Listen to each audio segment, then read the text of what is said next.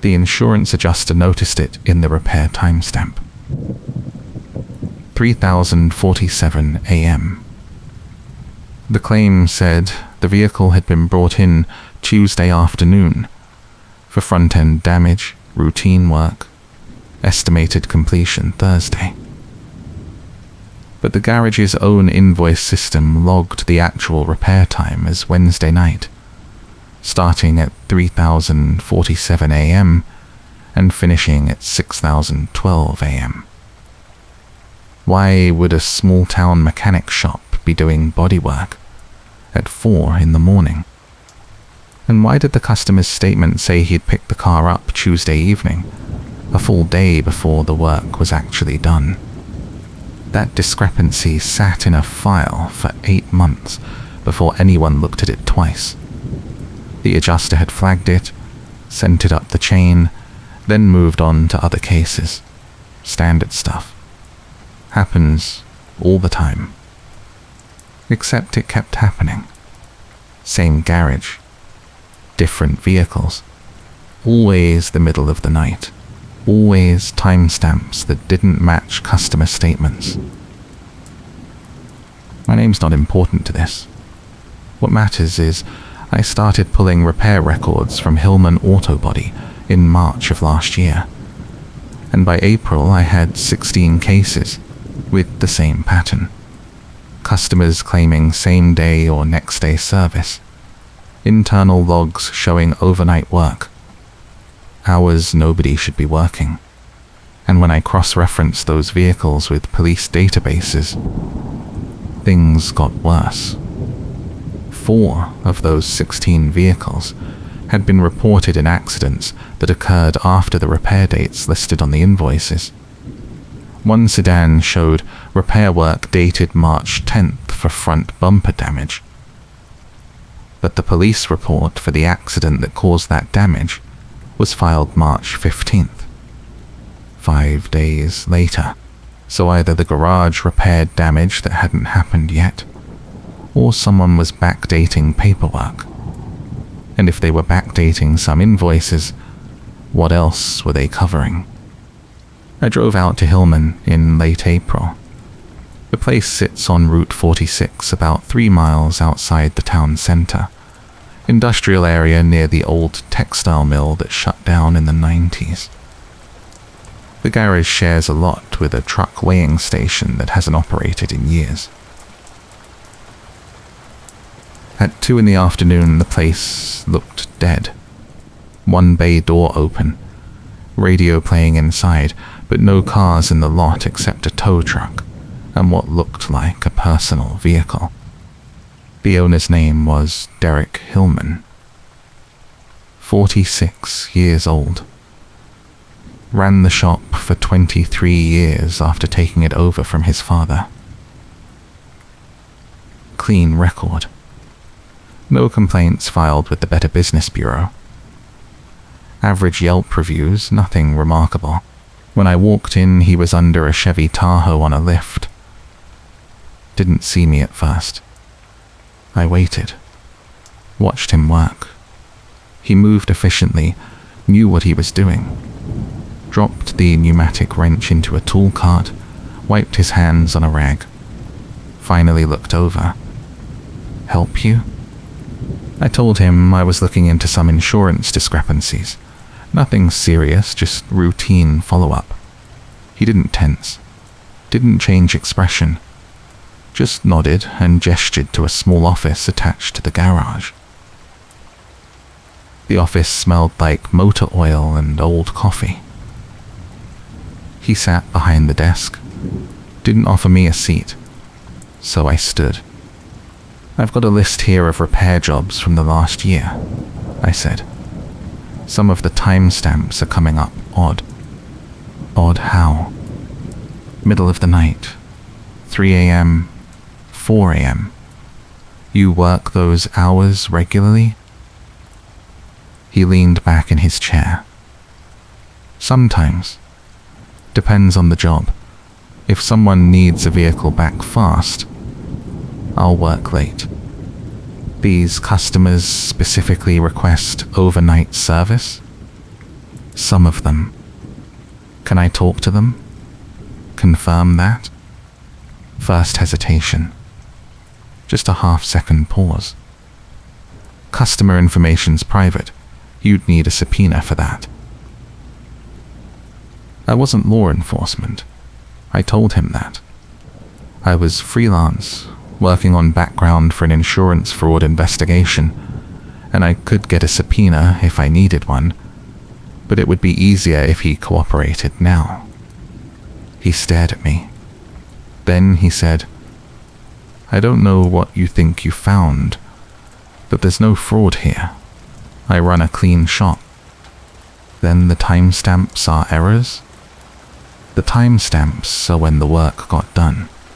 If that doesn't match when the customer says they dropped it off, maybe they're misremembering. 16 cases, all misremembering the same way. He stood up. I think we're done here. I left. Sat in my car in the parking lot and made notes. Something in the way he'd shut down. Not angry, not defensive, just final. Like he'd been expecting this conversation and had his answers ready. I spent the next week tracking down customers. Started with the ones whose vehicles had the biggest timestamp discrepancies. First 3 calls went nowhere. People didn't want to talk. Said they didn't remember details. Everything was fine with the work, no complaints. 4th call was a woman named Angela Pryor. She'd brought her Honda Accord in for rear-end repair last November. Invoice said the work was done November 8th, starting at 2:15 a.m. When I asked if she'd specifically requested overnight service, there was a long pause. I didn't request anything, she said. I never brought my car there. You never brought your car to Hillman Auto Body? No. My husband handled it. He said he'd take care of it. Is your husband available to talk? Another pause. Longer this time. He passed away in January. I started to apologize, but she kept talking. He was in an accident. Single vehicle collision on Route 46. They said he fell asleep at the wheel. Route 46. Same road as the garage. Mrs. Pryor, I'm sorry to ask this, but was the accident in the same vehicle? The Accord? No. He was driving his work truck. I thanked her and ended the call.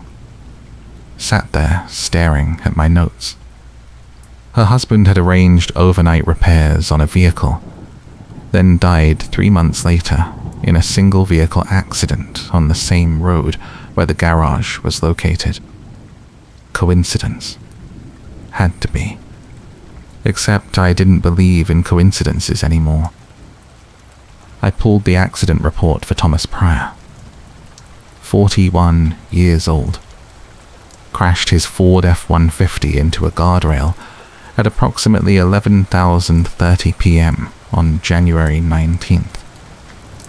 Pronounced dead at the scene. Toxicology came back clean. No alcohol, no drugs. The report noted he'd been working a double shift, and fatigue was listed as the probable cause. But the damage pattern bothered me. The truck had hit the guardrail on the passenger side, not the driver's side. If you fall asleep at the wheel and drift, you usually drift right into the rail with the driver's side taking impact. Pryor's truck had crossed the oncoming lane and hit the far rail at an angle that suggested he'd swerved deliberately, or been forced to swerve. I requested the impound photos. Took 2 weeks to get them released. When they arrived, I spread them across my apartment floor and studied every angle. The damage was extensive. Passenger side crumpled, front axle bent, airbags deployed. But there was something else. Scrape marks along the rear quarter panel. Horizontal gouges in the paint that ran from the taillight forward about 3 feet. Those marks weren't from the guardrail. They were too high, wrong angle. They looked like contact from another vehicle. A sideswipe or a PIT maneuver, something that forced him off the road. I called the investigating officer. Detective named Carla Simmons worked traffic division for the county. She remembered the case. Single vehicle fatality, she said. Straightforward. Driver fatigue. Did you notice the scrape marks on the rear panel? Could have happened earlier. Could have been there for weeks. Did you check? Silence on her end. Then, what's your interest in this? I told her about the garage, about the timestamp discrepancies, about Thomas Pryor's wife saying he'd arranged overnight repairs. That's not related, she said. People get their cars fixed. That's not suspicious. At 3 a.m? Look, I don't know what you're chasing, but the Pryor case is closed. If you think there's something criminal, bring it to the prosecutor. Otherwise, leave it alone. She hung up. I didn't leave it alone. I went back through the 16 cases and looked for patterns. What linked these vehicles besides the overnight repairs? I pulled registration data, cross-referenced owners, checked for prior accidents, insurance claims, criminal records. Nothing obvious. Different makes and models. Different owners from different parts of the county. No common employer. No shared insurance company. No obvious connection. Except location.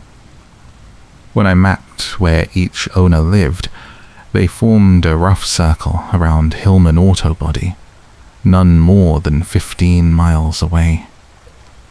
And when I mapped where each vehicle had been in an accident, the ones where I could find accident reports, they all occurred on roads within 10 miles of the garage. Like someone was operating in a specific territory. I needed to see what happened at that garage after dark. I needed to watch. I drove out there on a Tuesday night in early May, parked about a quarter-mile down the road in an abandoned gas station lot where I had a clear view. Brought coffee, a camera with a telephoto lens, and a digital recorder. The garage closed at 6 p.m. Hillman locked the bay doors, got in his truck, and drove off. The lot went dark except for a single security light over the office door. I waited. 11 p.m. Nothing. Midnight. Nothing. I was starting to think I'd wasted a night when headlights appeared from the south. A tow truck. Not Hillman's. This one was older, paint faded, no company markings. It pulled into the lot, backed up to the center bay door. The driver got out, unlocked the door, raised it manually. I raised the camera. Couldn't see the driver's face clearly in the dark, but I got the truck's plate number. The driver went into the garage. Lights came on inside. A minute later, a car rolled out on the flatbed. Honda Civic. Dark color. Front end damaged. The driver lowered it into the bay, then got back in the tow truck and left. 15 minutes later, another vehicle arrived. Pickup truck this time, newer model. Driver got out, walked into the garage, stayed about 5 minutes, then left on foot, walking north along the road into the darkness. At 10:30 a.m., Derek Hillman returned. He parked in the lot, went inside, started working on the Honda. I watched him through the telephoto lens. He moved fast, efficient, like he'd done this 1,000 times. Replaced the front bumper, hood, one headlight assembly. The parts were already there, stacked near the workbench like he'd been expecting this specific vehicle. By 4:00 a.m. he was finishing up. Tested the lights, closed the hood, rolled the car out of the bay and parked it in the lot. Then he went back inside, cleaned up, shut off the lights, locked the bay door, and left. The Honda sat there until 6:45 a.m., when a man arrived in a different vehicle, got into the Honda, and drove away. I had photos of everything. Timestamps, plate numbers, faces, but I didn't understand what I was looking at yet.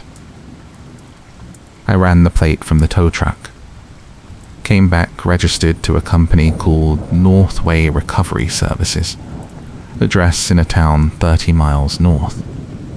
I called the number listed, disconnected. Drove up there the next day. The address was a shuttered warehouse with broken windows. The pickup truck that dropped off the Honda was registered to a man named Carl Vanetti. I found his address, went there, knocked on the door. No answer. Neighbors said he kept odd hours, worked nights. I waited until evening, came back. This time, he answered. Late 40s, heavy build, looked tired. Carl Vanetti? Who's asking? I gave him a fake name, said I was doing insurance verification. I'm trying to confirm some repair work done on a vehicle registered to you. Honda Civic, brought to Hillman Auto Body in early May. His expression changed. Not confusion. Fear. I don't own a Honda. Registration says you do. Registration's wrong. Never owned one. Can I see your driver's license? Verify your information. He stepped back, started to close the door. You need to leave. Mr. Vanetti, if there's been identity theft or fraud, I can help. I said leave. He shut the door. I heard the deadbolt slide. I went back to my car. Sat there thinking. He was scared. Not angry. Not annoyed. Scared. What was he afraid of? I spent the next 3 days following him. He left his house every night around 10 p.m., drove to various locations around the county, gas stations, parking lots, residential streets. He'd park, wait. Then someone would arrive, hand him keys and leave. He'd drive their vehicle away. On the third night, I followed him to Hillman Auto Body. He arrived at 100 a.m. with a damaged SUV, parked it in the lot, walked away on foot. He was a driver, someone who delivered damaged vehicles to the garage in the middle of the night. But who damaged them, and why? I pulled every accident report I could find for vehicles repaired at Hillman's garage. Started reading them carefully, looking for patterns in how the accidents happened. Hit and runs. Single vehicle collisions. Side swipes on rural roads. Most occurred late at night. Most had no witnesses. And in almost every case, the driver reported being forced off the road or struck by another vehicle that fled the scene.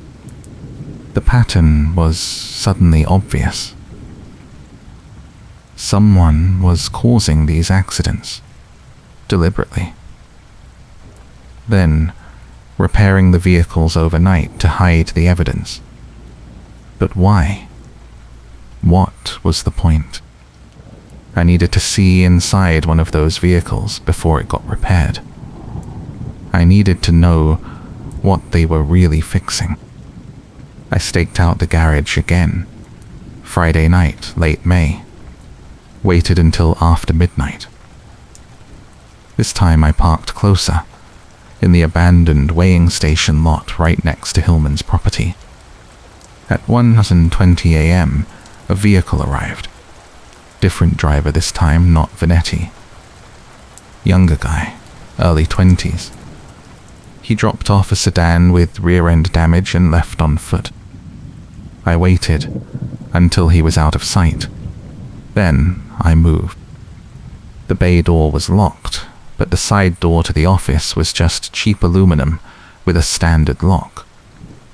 I had it open in under a minute. Inside, the garage was dark except for ambient light from the parking lot. The sedan sat in the center bay. I pulled out my flashlight, kept it low, moved carefully. The rear bumper was cracked, taillight smashed, trunk lid dented. Standard rear-end collision damage. But when I popped the trunk, I found something that wasn't standard. A black duffel bag. Heavy. I unzipped it. Cash. Stacks of bills wrapped in rubber bands. I didn't count it, but there had to be at least $50,000. I stood there, staring at it, my mind trying to piece together what this meant. Then I heard the truck. Headlights swept across the garage windows. I killed my flashlight, moved fast toward the office. The bay door started rolling up, rattling on its track. I made it into the office, pressed against the wall behind the door, held my breath. Derek Hillman walked in, boots heavy on the concrete. He went straight to the sedan, walked around it, inspecting the damage. Then he opened the trunk. I heard him unzip the bag. A long pause. Then he pulled out his phone, dialed. "It's here," he said. "Yeah, 52. I'll have it moved by 6. Pause. "No. Nobody saw. Clean delivery." Another pause. "I'll call you when it's done." He hung up, zipped the bag, closed the trunk, started walking toward the office. I had seconds. I looked around. The office had one window facing the garage.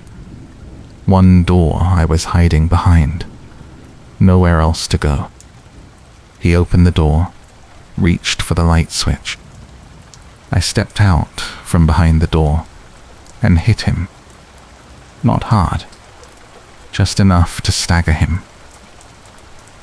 He stumbled back, caught himself on the doorframe, looked at me with genuine shock. I ran. Out through the side door, across the parking lot, into the darkness. I heard him shouting behind me, heard him on the phone again, but I kept running until I reached my car. I drove. Didn't stop until I was 20 miles away in a 24-hour diner parking lot. Hands shaking, breathing hard. I'd just assaulted someone, broken into a business, committed at least 3 crimes.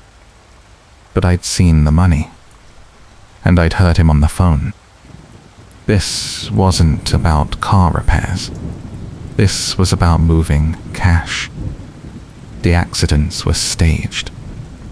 Someone would load a vehicle with money, then have it deliberately rear-ended or forced off the road.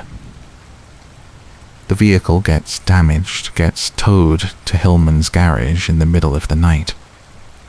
Hillman repairs the damage, extracts the cash, and the vehicle goes back to the owner clean.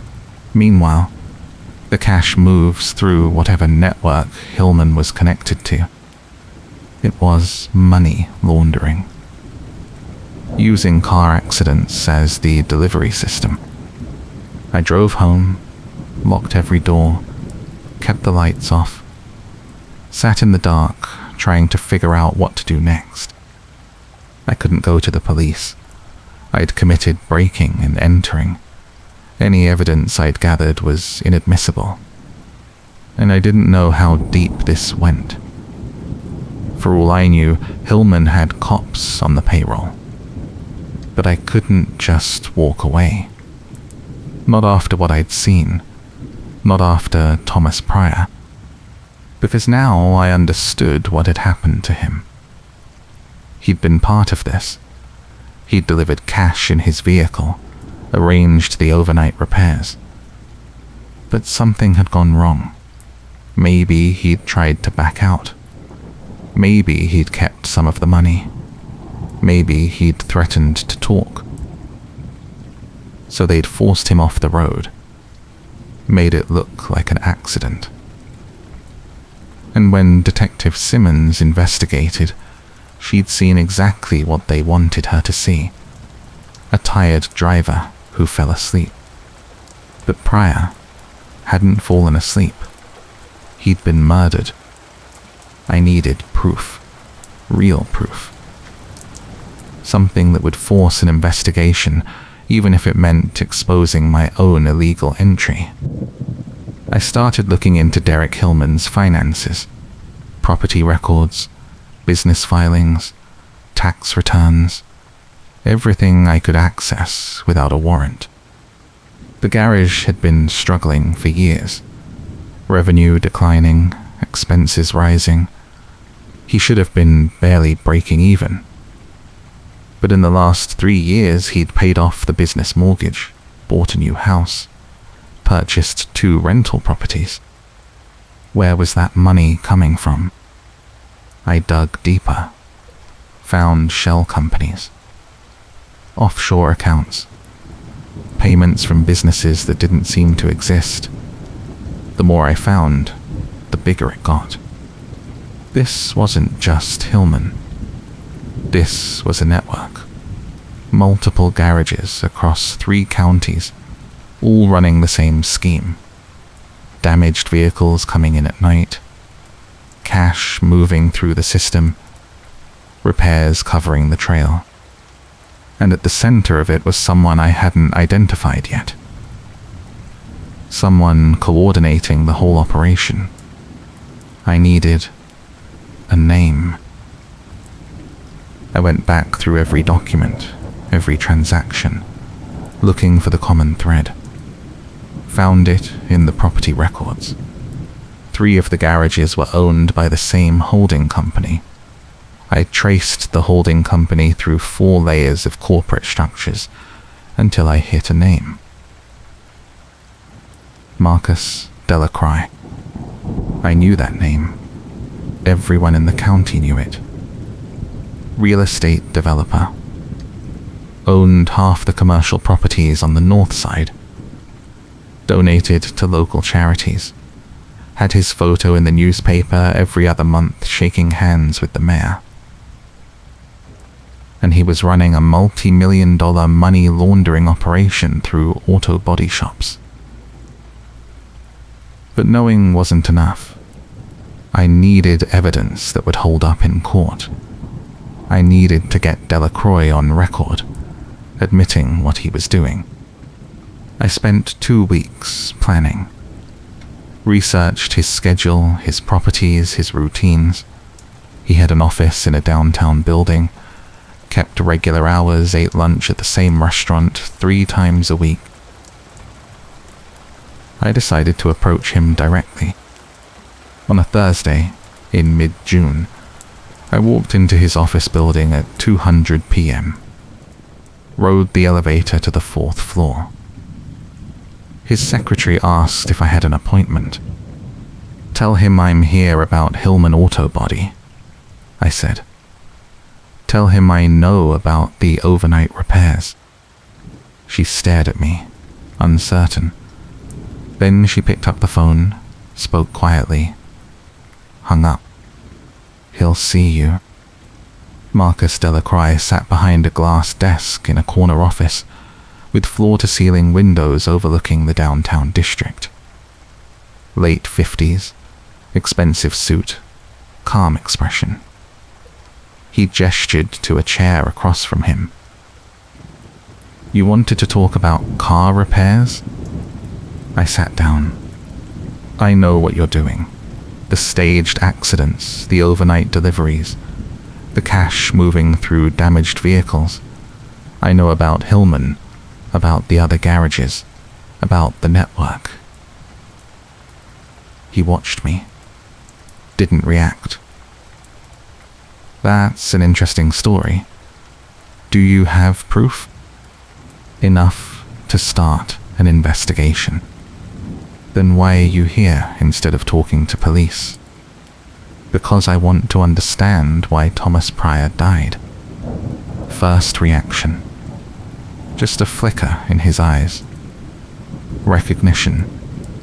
"I don't know who that is." "He was one of your drivers.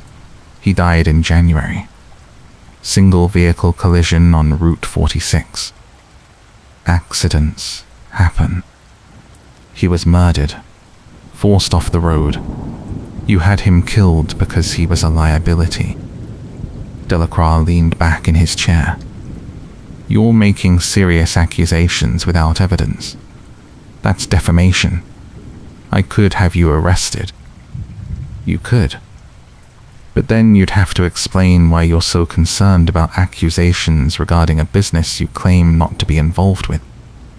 He smiled. Actually smiled. "You're clever.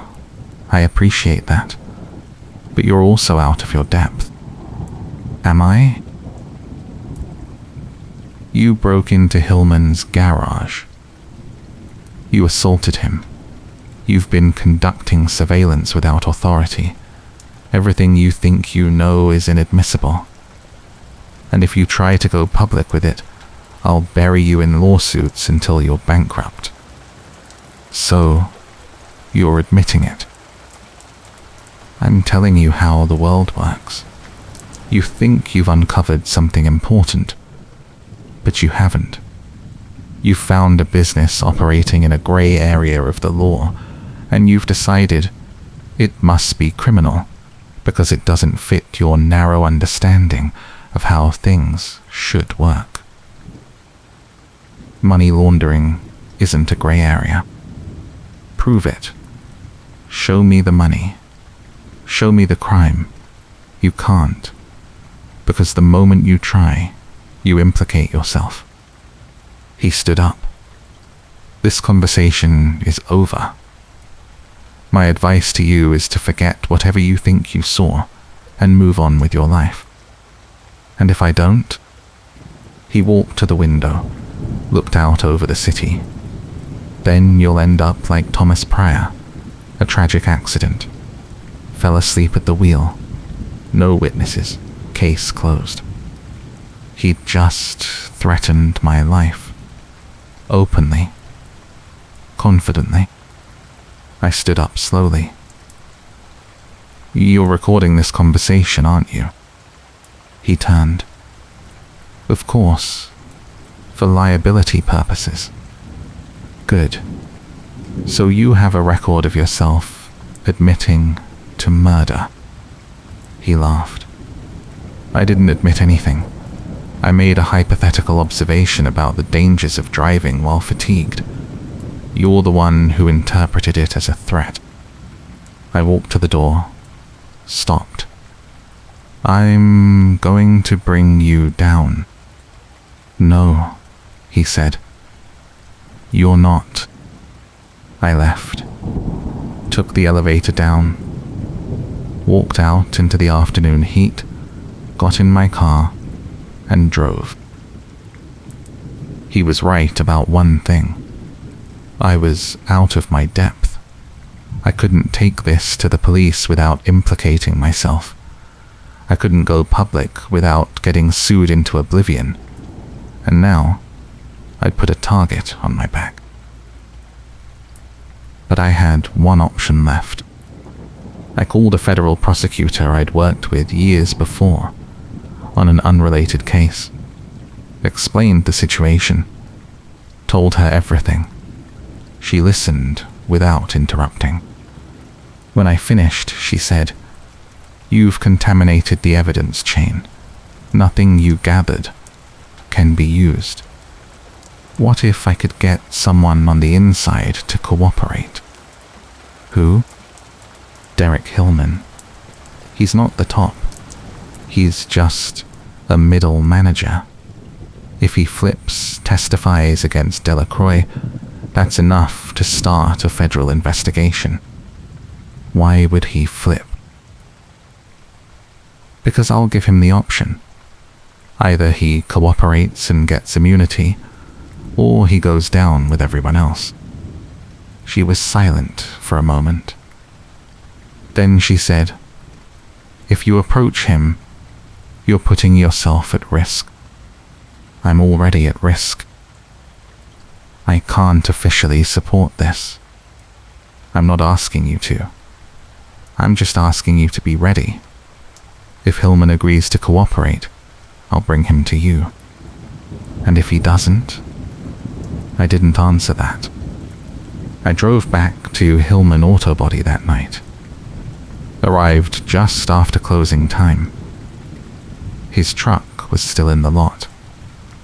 I parked, walked up to the office door, knocked. He opened it, saw me, immediately tried to close it. I put my foot in the doorway. "I'm not here to fight," I said. "I'm here to give you a chance." "A chance? At what?" "Immunity. Federal witness protection. A way out." He stared at me. "You're insane. Marcus Delacroix threatened me today. Told me I'd end up like Thomas Pryor if I didn't back off. I've got connections in the federal prosecutor's office. They're ready to open an investigation. All they need is someone on the inside willing to testify. You think I'm going to testify against Delacroix? I think you're smart enough to see where this is going. He's already covering his tracks. The moment this investigation goes public, he'll cut all ties to you and the other operators. You'll be the one they arrest. You'll take the fall while he walks away clean." Hillman's jaw tightened. "Get out." "He's going to burn you, Derek. You know that. You've known it for a while now. That's why you're scared." "I'm not scared." "Then why are your hands shaking?" He looked down at his hands. They were trembling. "I can protect you," I said, "but only if you cooperate. Tell me how the operation works. Who delivers the vehicles? How the money moves? Where it goes? Give me names, dates, documentation. Do that, and the feds will give you immunity. And if I don't, then you're the first person they arrest when this breaks. And it will break. I've already gathered enough to start the investigation. The only question is whether you're going to be a witness or a defendant." He was thinking about it. I could see the calculation happening behind his eyes. Finally, he stepped back, opened the door wider. "Come in." We sat in his office for 3 hours. He told me everything. The operation had started 5 years ago. Delacroix had approached him with a simple proposition: use the garage to launder cash. Damaged vehicles would arrive overnight, containing money that needed to be cleaned. Hillman would repair the vehicles, extract the cash, and deposit it in a series of accounts disguised as business revenue. In exchange, Hillman got a percentage, enough to pay off his debts and live comfortably. At first, it was small, a few $1,000s a month, but it escalated. More vehicles, larger amounts. Then came the accidents. Delacroix had people who specialized in causing them. They'd follow a target vehicle, force it into a collision, then disappear. The damaged vehicle would be towed to one of the network garages, repaired overnight, and returned to the owner, who was usually part of the scheme and had agreed to transport the cash in exchange for payment. But occasionally, someone would refuse to participate further. They'd threaten to go to police. That's when things got violent. Thomas Pryor had been one of those people. He'd delivered cash 3 times, gotten paid well, then decided he wanted out. When he refused to make a 4th delivery, Delacroix sent someone to handle it. Pryor's truck was forced off Route 46 at high speed. The crash killed him instantly. The official investigation ruled it driver fatigue. Case closed. Who actually ran him off the road? I asked. Hillman hesitated. Guy named Lyle Cormack. He handles enforcement for Delacroix. You don't want to meet him. Where can I find him? You can't. He moves around. No fixed address. Delacroix calls him when he needs something done. Has Delacroix called him recently? Hillman looked at me. 2 hours ago, right after you left his office. My blood went cold. What did he say? That there was a problem that needed fixing. He gave Cormac a name and a description. My name. Hillman nodded. I stood up. We need to move. Now. If Cormac's looking for me, he'll figure out I came here. Where are we going? Federal building downtown. I'll call the prosecutor on the way. We left through the side door, moved fast toward my car. The parking lot was dark, empty except for Hillman's truck and my sedan. We were halfway across the lot when headlights snapped on. A vehicle had been parked in the shadows near the entrance. Now it rolled forward, blocking the exit. Pickup truck. Dark color. High beams blinding. The driver's door opened. A man stepped out.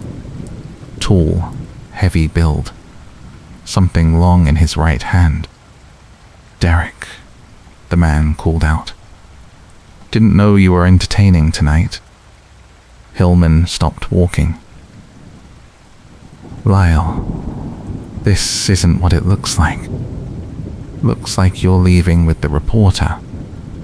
Looks like maybe you two had a nice long talk. I kept moving toward my car, trying to calculate distances. 20 feet to the driver's door. Keys in my pocket. If I could reach it, start the engine, maybe ram through. Don't, Lyle said. He raised the object in his hand. Shotgun. Both of you, hands where I can see them. We stopped. Raised our hands. Lyle walked closer, keeping the shotgun leveled. Mr. Delacroix was real clear. This problem gets fixed tonight. You kill us here, it's not going to look like an accident, I said. 2 bodies in a parking lot. That's a homicide investigation. Who said anything about here? Lyle smiled. We're going for a drive. He gestured with the shotgun toward his truck. Both of you, In the back. Hillman was shaking. "Lyle, come on. We've worked together for 5 years. You don't have to do this." "I don't make the calls, Derek. I just handle the problems." We walked toward the truck. Lyle opened the rear door of the extended cab. "Get in." I looked at Hillman. He was pale, sweating. We both knew what happened next. We'd be driven somewhere remote. Shot. Bodies dumped where they wouldn't be found for weeks, if ever. I couldn't let that happen. As I climbed into the truck, I palmed my phone from my pocket. Kept it hidden in my hand, screen facing my palm. Climbed into the back seat. Hillman got in beside me. Lyle slammed the door, walked around to the driver's side. The moment his door closed, I hit the emergency call on my phone. Didn't look at it. Just held it against my leg, praying the call went through. Lyle started driving, headed north out of the industrial area, toward the rural routes. "Where are we going?" Hillman asked. His voice was barely steady. "Somewhere quiet." I kept my hand on the phone. If 911 was on the line, they'd be hearing this. They'd be tracing the call. But it would take time. We didn't have time. We drove for 10 minutes. Empty roads. No streetlights. Just darkness and trees. Lyle turned onto a dirt road, drove another half-mile, then stopped. He cut the engine. The silence was absolute. He turned around, looked at us over the seat. "End of the line. Before you do this," I said, "you should know the federal prosecutor's office has everything. Hillman's testimony, documentation, recordings. If we disappear, Delacroix goes down anyway." Lyle shrugged. "Not my problem. My problem is making sure you two don't testify." He got out, opened the rear door on Hillman's side. Out. Hillman didn't move. "Please, I've got a family." "Should have thought about that before you talked." Lyle grabbed Hillman's arm, dragged him out of the truck. I lunged across the seat, tried to grab Hillman's other arm, but Lyle was too strong. He pulled Hillman onto the ground, raised the shotgun. I did the only thing I could think of. I screamed into the phone. "Dirt road off Route 46, north of the industrial area. Suspect is Lyle Cormack, armed with a shotgun, about to execute 2 witnesses. Send units now." Lyle froze, looked at me, saw the phone in my hand. For a second, nobody moved. Then Lyle smiled. "Doesn't matter. By the time they get here." Sirens. Distant, but getting louder. Lyle's expression changed. He looked toward the main road, calculating. The sirens were getting closer. Multiple units. He lowered the shotgun. "You just bought yourself a few more hours." He got in the truck, started the engine, backed out fast. Tires spraying dirt. Headlights sweeping across the trees as he turned. Then he was gone, speeding back toward the main road. Hillman lay on the ground, breathing hard. I climbed out of the truck, realized we were still in Lyle's truck. He'd left us there. No, he'd taken his truck. We were on foot. The sirens were closer now. Red and blue lights flickering through the trees. 2 county sheriff units arrived within minutes. Then state police. Then the feds. By dawn, we were in a secure location giving formal statements. By noon, arrest warrants were issued for Marcus Delacroix, Lyle Cormack, and 7 others connected to the operation. Cormack was picked up at a gas station 50 miles north, still driving the truck. Shotgun still in the cab. He tried to run. Didn't get far. Delacroix was arrested at his office. Calm, professional, immediately asked for his lawyer. Didn't say a word. The investigation took 8 months. Federal prosecutors built the case methodically. Hillman testified, provided documentation, walked them through the entire operation. Other operators flipped, added details. The evidence accumulated. The trial lasted 6 weeks. Delacroix's defense tried to argue lack of direct involvement, corporate distance, plausible deniability. But the paper trail was too clear. The testimony too detailed. Guilty on all counts. Money laundering, racketeering, conspiracy. Lyle Cormack got additional charges for attempted murder. Both received sentences that effectively meant life. Derek Hillman entered witness protection. Last I heard, he was living somewhere in the Midwest under a new name, running a legitimate shop, trying to rebuild. Thomas Pryor's widow received a settlement from the federal seizure of Delacroix's assets. It didn't bring her husband back, but it was something. The case closed officially in March of the following year, but I still drive past Hillman Auto Body sometimes. The building sits empty now, windows dark, weeds growing through cracks in the parking lot. There's a for sale sign out front that's been there for months. And every time I pass it at night, I think about what happened in that garage after midnight. The damaged vehicles arriving in darkness. The cash hidden in trunks. The accidents that weren't accidents. And I think about how easy it is to hide something terrible in plain sight. A legitimate business operating by day. A criminal network running by night. All it takes is a little darkness, a little misdirection, and people willing to look the other way. The case is solved. The criminals are in prison. But sometimes I wonder how many other garages are out there. How many other operations running in the shadows.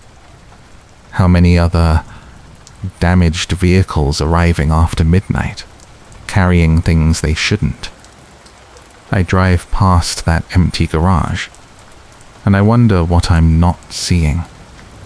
What none of us are seeing. And I keep wondering. The federal case generated media coverage, local news, some national outlets. The story had everything reporters loved. Corruption, violence, a close call, dramatic arrests. I declined most interview requests, gave a few statements, kept it professional. But the attention brought something unexpected. 3 weeks after the trial ended, I received a call from a woman named Patricia Voss. She'd seen the coverage. She had information about another case. Something connected. Connected how? I asked. My brother. He died 2 years ago. Car accident on Route 46. They said he fell asleep at the wheel. Route 46. The same highway where Thomas Pryor died. Go on, He was a truck driver, long haul. He'd been making good money, extra runs. He told me someone offered him a side job, transporting things. He wouldn't say what, but the money was too good to turn down. Did he mention names? Only one, Delacroix. I met Patricia at a coffee shop the next morning. She brought a box of her brother's belongings, documents, receipts, a ledger he'd kept in his truck. Her brother's name was Alan Voss. He'd been 38 when he died. Married, 2 kids. Clean record. 20 years as a commercial driver. No major violations. The accident happened on a Tuesday morning, early. His rig went off the road, rolled down an embankment, caught fire. He died on impact. The Highway Patrol investigation found no mechanical failure, no brake malfunction. Toxicology came back clean. Official conclusion: driver fatigue. But Patricia didn't believe it. Alan was religious about rest. He logged his hours precisely. He wouldn't drive tired. Ever. She showed me his logbook. Every entry detailed, timestamps accurate. The night before the accident, he'd slept 7 hours at a rest stop. He'd been on the road for less than 2 hours when the crash occurred. The police said maybe he had a medical event.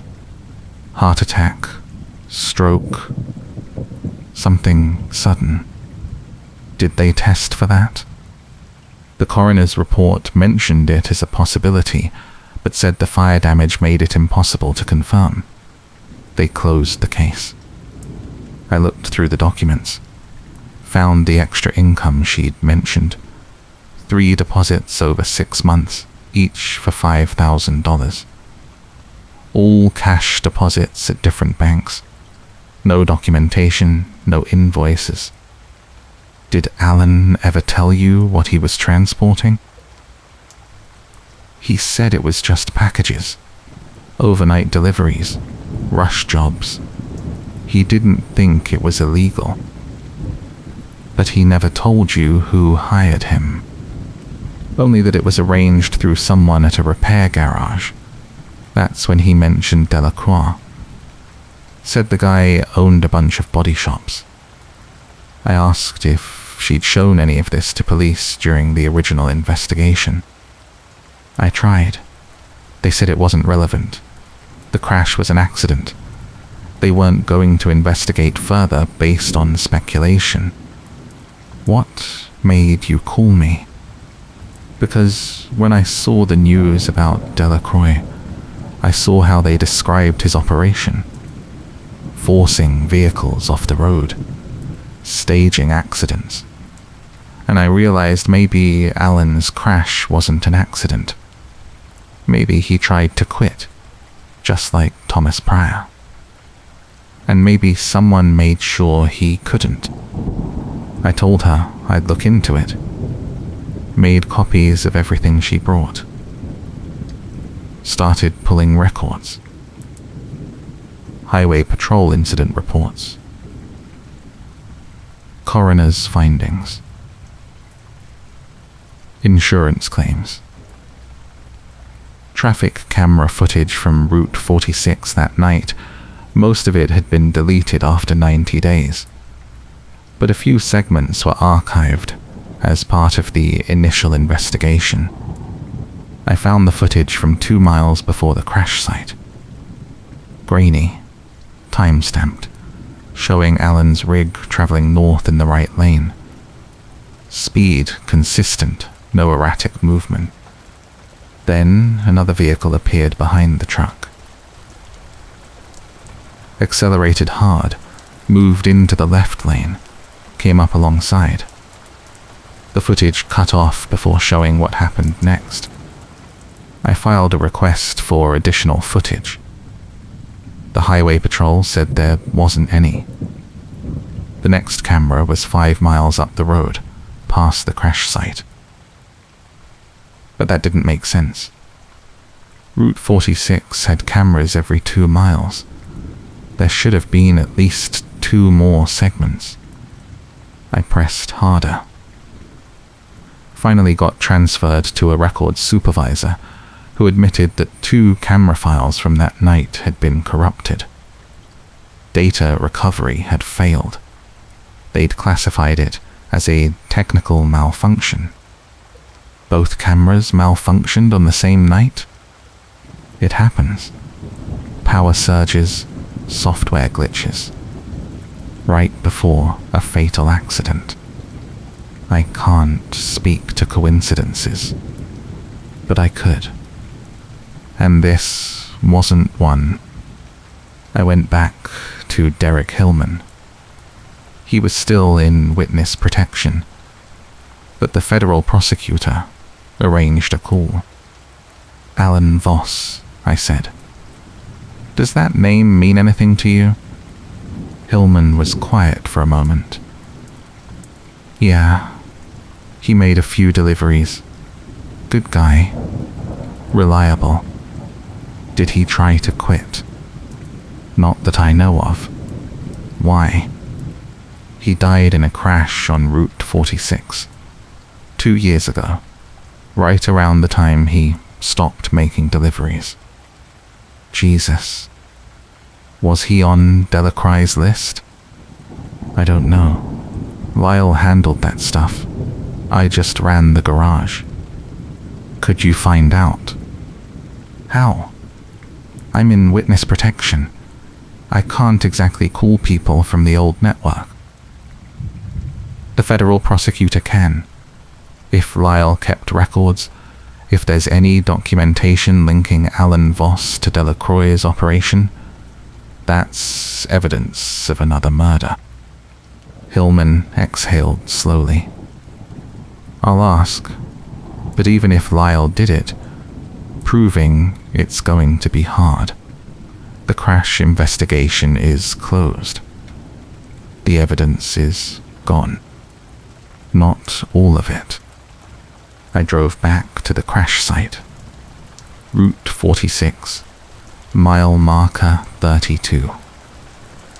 The embankment was steep, overgrown now with weeds and scrub brush.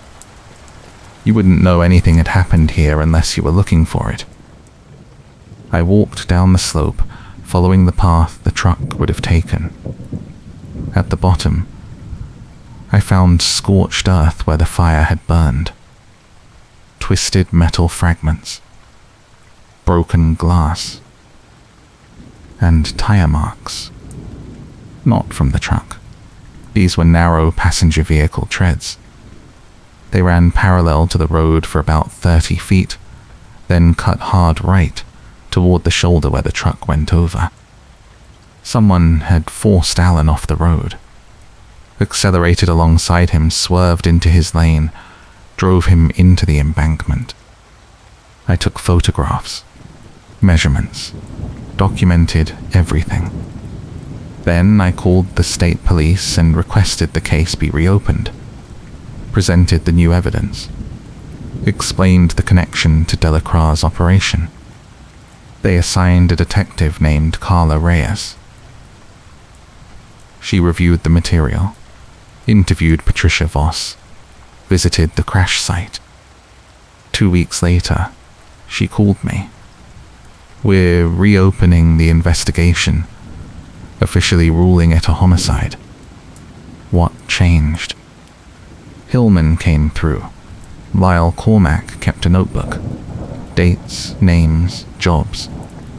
Alan Voss is listed with a notation, handled Route 46, Feb 23rd. That's the date of the crash. Is that enough to charge Cormack? On its own, maybe not. But combined with the tire evidence you found, Patricia's testimony about the cash deposits, and the pattern of similar incidents, we can build a case. Cormac's already serving life. This just adds another murder charge. What about the corrupted camera footage. We're looking into that. If someone tampered with those files, that's obstruction. We'll find out who had access. The investigation expanded. Detectives went back through every fatal accident on Route 46 over the previous 5 years, cross-referenced with Delacroix's known associates. Found 3 more cases that matched the pattern. Each victim had been involved in transporting cash. Each had tried to quit. Each had died in a single vehicle crash, blamed on driver error. Each crash had occurred in a location where traffic cameras mysteriously malfunctioned. The body count kept rising. By the time the expanded investigation concluded, 8 deaths were linked to Delacroix's operation. 8 people murdered and disguised as accidents. 8 families who'd been told their loved ones had simply made a mistake, fallen asleep, lost control. Lyle Cormack was charged with all 8 murders, pled guilty in exchange for avoiding the death penalty. Life without parole, consecutive sentences. Delacroix's sentence was amended to include conspiracy to commit murder. Another 30 years added. But the case exposed something bigger than just one criminal operation. The corrupted camera footage wasn't a technical glitch.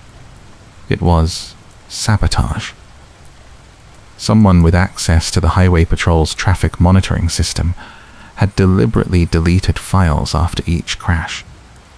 That someone was a civilian IT contractor named Victor Penn. He'd been working for the State Transportation Department for 6 years. Delacroix had been paying him $10,000 per incident to erase footage. Penn was arrested, pled guilty, testified that he'd deleted footage for 11 incidents total, not just the 8 murders. The other 3 were accidents Delacroix wanted hidden for insurance fraud purposes. Penn got 15 years. But his testimony opened another line of investigation. How many other contractors were compromised?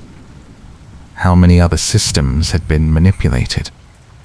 The state launched an audit, found 2 more contractors taking money from Delacroix, found evidence of tampered wait station records, falsified inspection reports, altered maintenance logs. The corruption went deeper than anyone had realized. It took another year to untangle it all.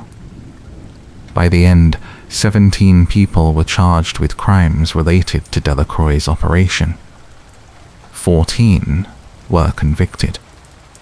The families of the 8 murder victims received settlements. Alan Voss's widow used her share to start a foundation focused on road safety and driver advocacy.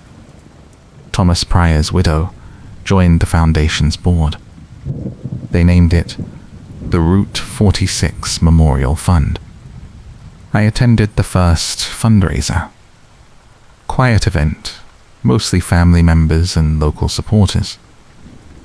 Patricia Voss gave a short speech, talked about her brother, about the importance of truth, about the long fight for justice.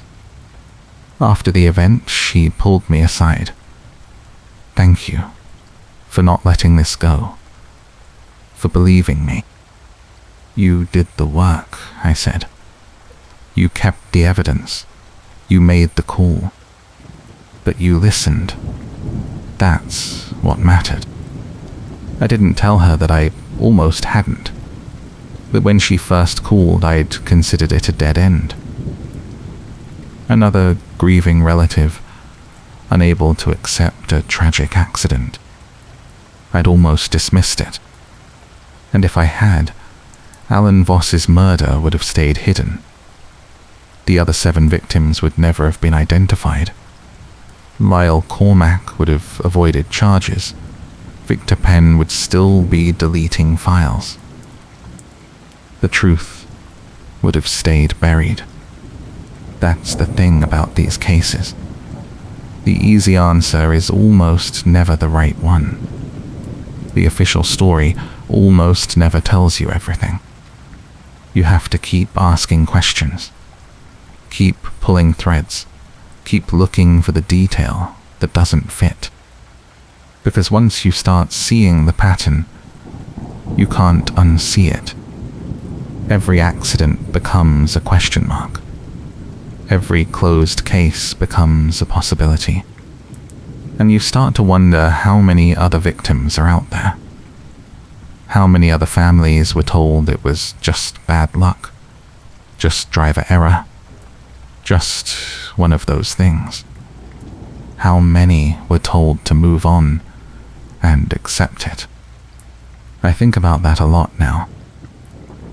I think about Route 46, about the stretch of highway where 8 people died. There's a memorial there now, small markers along the shoulder, each with a name and a date. I drive past it sometimes, late at night, when the road is empty and the rain is falling, and I think about all the accidents that happen in darkness, all the crashes that get ruled driver error, all the investigations that close too quickly. I think about how easy it is to hide a murder. All you need is a dark road, a fast vehicle, and someone willing to erase the evidence. The rest takes care of itself. Unless someone refuses to look away. Unless someone keeps asking questions.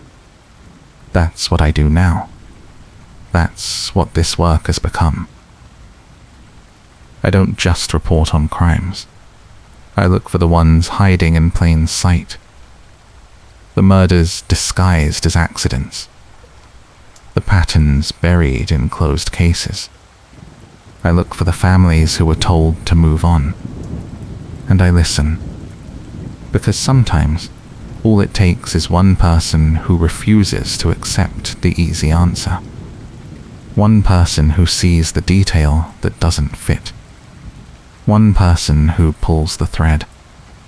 And everything unravels. I kept working cases after Route 46. Cold files, suspicious accidents, unsolved disappearances. The kind of stories that get filed away and forgotten.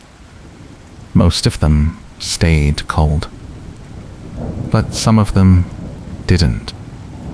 6 months after the Delacroix convictions, I got a call from a detective in Millbrook, a town about 90 miles west of the city. His name was Raymond Kohler.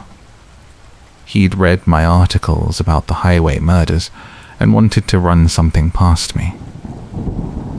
"We've got a drowning case," he said. "Ruled accidental 3 years ago. But the victim's sister thinks it was staged. She's been pushing for a reinvestigation. Getting nowhere. What makes her think it wasn't an accident? Timeline problems. Witness contradictions.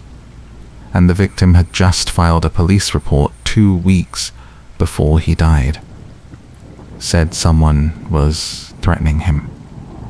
What kind of threats? Financial dispute. Business deal gone bad. The other party denied everything. We looked into it at the time but couldn't substantiate the claims. Then the victim drowned, and the case got shelved. Who was the other party? Kohler hesitated. Local businessman, well connected. Donates to the department's charity events. Knows the mayor. You see where this gets complicated. What's his name? Carson Briggs. Owns a construction company. Does a lot of municipal contracts. roads, bridges, public buildings. And you think he might have killed someone. I think the victim's sister has raised enough questions that we should take another look. But I can't do it officially. Not without more evidence. So I'm asking if you'd be willing to review the file. Quietly. Why quietly? Because if Briggs is guilty and he finds out we're investigating again, evidence disappears. Witnesses change their stories. You know how it works. I did. Send me the file. The victim's name was Nathan Kelly. He was 32 when he died. Owned a small landscaping business. Lived alone. No spouse or kids. His body was found floating in Harmon Lake, a reservoir on the north edge of town. The initial investigation concluded he'd been fishing late at night, slipped on wet rocks, hit his head, and drowned. No signs of foul play. Toxicology clean. Coroner ruled it accidental death by drowning. But his sister, Lauren Kelly, had been fighting that ruling ever since. She'd compiled a binder of inconsistencies. Photographs, witness statements, timeline reconstructions. She'd sent it to the police department 4 times. Each time, she got a polite letter saying the case had been thoroughly investigated and the findings were sound. I called her. She agreed to meet. We met at a diner on the edge of town. She arrived with the binder and a laptop. Looked exhausted. Dark circles under her eyes, hair pulled back tight, hands shaking slightly when she opened her coffee. "Thank you for listening," she said. "Most people think I'm just a grieving sister who can't accept the truth. Tell me why you don't believe it was an accident." She opened the binder. Nathan didn't fish. He never fished. He hated it. Thought it was boring. We grew up near water and he wouldn't even put a line in. Could he have started? Why would he? He had no gear. No rod, no tackle box, nothing. The police said he must have borrowed equipment, but they never found any. No witnesses saw him with fishing gear.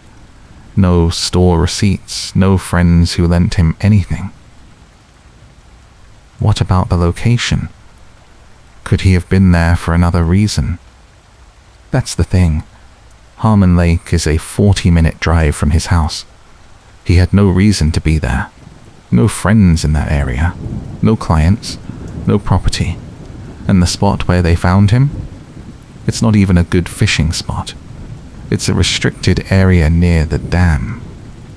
Fenced off. You're not supposed to be there. How did he get past the fence? The police said he climbed over. But Nathan had a bad knee from a work injury 2 years before. He couldn't climb. He could barely kneel to plant shrubs. I looked at the autopsy photos. The head wound was on the left side, just above the temple. Blunt force trauma consistent with striking a rock. The coroner said he slipped and hit his head on the rocks at the water's edge, Lauren said. But look at the injury. It's a clean impact. No scraping, no secondary wounds. If he slipped and fell, wouldn't there be more damage? Bruising, cuts, abrasions? She had a point. The wound looked singular.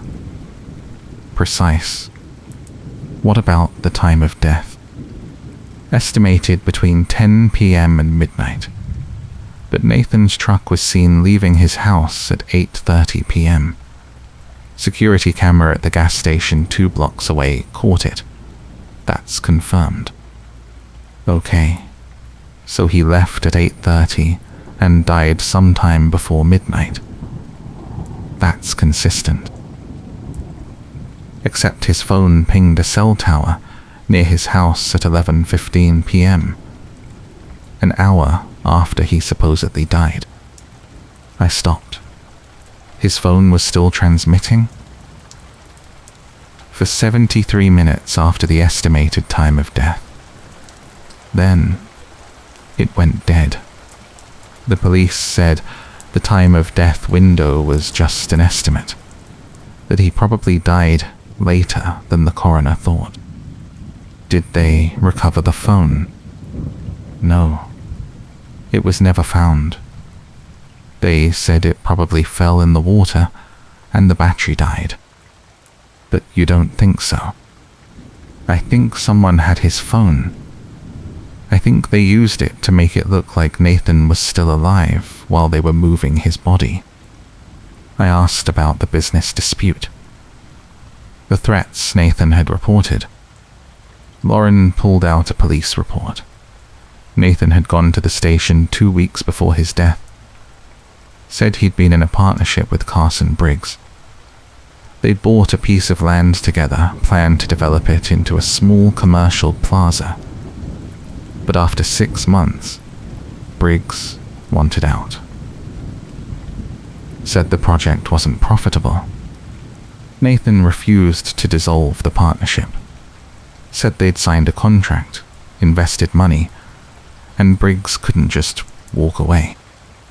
That's when the threats started. Nathan told the police that Briggs called him at home, late at night. Told him if he didn't sign the dissolution papers, there would be consequences. What kind of consequences? Briggs didn't specify, just said Nathan should think carefully about his decision. Think about his family. Think about his business. Did Briggs deny it? Completely. Said Nathan was lying. Said they'd had a business disagreement, but it was resolved amicably. The police interviewed Briggs and found him credible.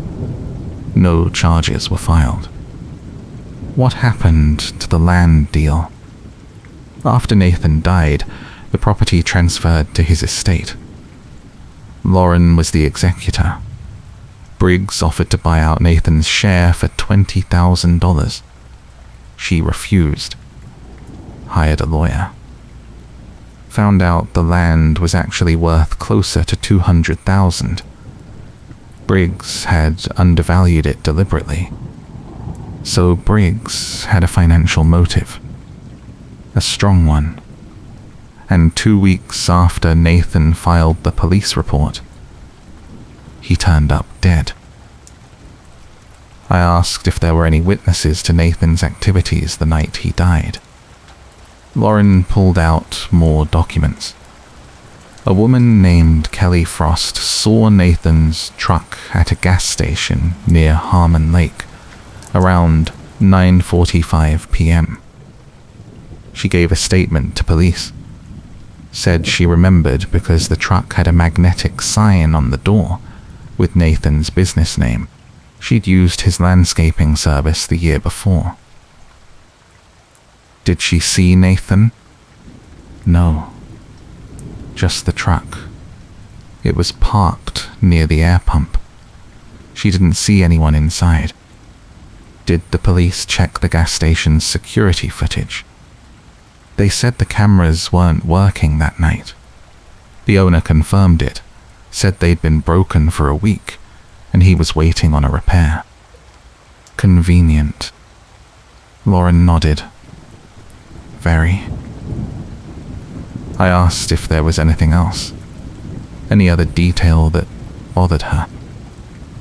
She showed me a photograph. Nathan's truck taken by police at the impound lot after his death. The driver's seat was pushed all the way back, reclined almost flat. Nathan was 5'7", He always kept the seat forward and upright. That's how he drove. But when they found the truck, the seat was adjusted for someone much taller. How tall is Carson Briggs? 6'3". I looked at the photograph again. The seat position was wrong. Not just slightly wrong. Dramatically wrong. Did the police note this in their report? No. I pointed it out when I filed my first complaint. They said Nathan might have reclined the seat to take a nap before going to the lake. But if he was taking a nap, why drive 40 minutes to a restricted area near a dam? Exactly. I told Lauren I'd look into it. Started pulling records. Briggs's business history, financial records, property transactions. Asked Detective Kohler to quietly check if there were any similar cases in the area. Accidental deaths connected to business disputes. Kohler called back 2 days later. Found something. 5 years ago, a man named Peter Ruskin drowned in the Millbrook River. He'd been in a legal dispute with Briggs over a construction contract. Ruskin claimed Briggs had used substandard materials and refused to fix the defects. Briggs countersued for defamation. 3 weeks later, Ruskin drowned. Ruled accidental? Yes, Ruskin was a kayaker, experienced, but the river was high that week due to heavy rain. The official report said he misjudged the current and capsized. His body was found 2 miles downstream. Any evidence of foul play? None. But here's the thing. Ruskin's kayak was never recovered, and his car was found parked at a launch site he'd never used before. His usual spot was 10 miles upriver. So someone might have moved his car. Maybe. Or maybe he just tried a new route and got unlucky. What happened to the lawsuit after he died? Briggs's attorney filed a motion to dismiss. The judge granted it. Case closed. 2 drownings. 2 business disputes. 2 accidental deaths that cleared legal problems for Carson Briggs. I asked Kohler if he could get me access to Briggs's phone records from the night Nathan died. Not without a warrant. And I can't get a warrant without probable cause, which we don't have. Officially. What if I found a witness? Someone who saw Briggs near the lake that night. That would change things. I started asking around Millbrook. Showed Nathan's photo. Showed Briggs's photo. Asked if anyone had seen either man near Harmon Lake the night of the drowning. Most people didn't remember. It was 3 years ago. But one man did. His name was Eugene Talbot. He worked night security at a manufacturing plant near the lake. His patrol route took him past the access road to the dam. I remember that night, he said. I saw a truck parked on the access road, around 10:30, maybe 11. Thought it was strange because that area's restricted. Did you see anyone near the truck? 2 men. One was standing by the driver's door. The other was walking toward the water. It was dark, so I couldn't see details, but I noted it in my log because I thought about calling it in. Why didn't you? The truck left before I finished my round. When I drove past again 20 minutes later, it was gone. Figured they were just trespassing, not causing any real trouble. Can you describe the truck? White. looked like a work truck. Had some kind of sign on the door, but I couldn't read it from where I was. Nathan's truck was white. Had his business sign on the door. What about the men? Can you describe them? One was shorter, the other was tall. That's all I remember. Tall like 6 feet? Taller? Taller. Maybe 6'3", 6'4". Carson Briggs was 6'3". I asked Eugene if he'd told the police this during the original investigation. They never asked. Nobody interviewed me. I only found out about the drowning a week later when I saw it in the paper. By then, they'd already ruled it an accident. Didn't seem like my information mattered. It matters now. Would you be willing to give a statement? He hesitated. Briggs is a big deal around here. I don't want trouble. This is about finding out what happened to Nathan Kelly. I know, but 3 years is a long time. I'm not sure what I saw anymore. I'm not sure I want to get involved. I thanked him and left my contact information. Told him to call if he changed his mind. He didn't call. But 2 days later, Detective Kohler did. Eugene Talbot came into the station this morning, gave a full statement, said you convinced him it was the right thing to do. I didn't convince him of anything. I just asked questions. Well, his testimony gives us enough for a warrant. We pulled Briggs's phone records. He made 3 calls the night Nathan died.